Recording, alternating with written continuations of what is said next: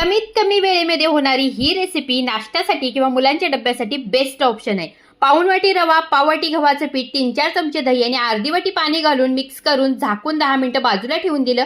चॉपरमध्ये कोबी, कांदा, हिरवी मिरची चॉप करून घेतली। आवडीच्या कोणत्याही भाज्या तुम्ही घालू शकता। 10 मिनिटांनंतर रव्याचं हे मिश्रण मिक्सरच्या भांड्यामध्ये घ्यायचं, पाऊण वाटी पाणी घालायचं आणि मिक्सरमध्ये फिरवून घ्यायचं। आता याच्यामध्ये बारीक कट केलेल्या भाज्या घालायच्या, कोथिंबीर, चवीपुरतं मीठ, थोडंसं जिरं घालून मिक्स करून घ्यायचं। नॉनस्टिक पॅन वरती 1 चमचाभर तेल ओतून हे तेल चांगलं पसरवून घ्यायचं। त्याच्यावरती पांढरे तीळ, कढीपत्ता घालायचा। रव्याचं केलेलं बॅटर पसरवून घ्यायचं। वरची साईड कोरडी होईपर्यंत झाकण ठेवून आपल्याला हा डोसा भाजून घ्यायचा आणि मग पलटी करून दुसरी बाजू सोनेरी होईपर्यंत दोन्ही साईड मस्त भाजून घ्यायच्या।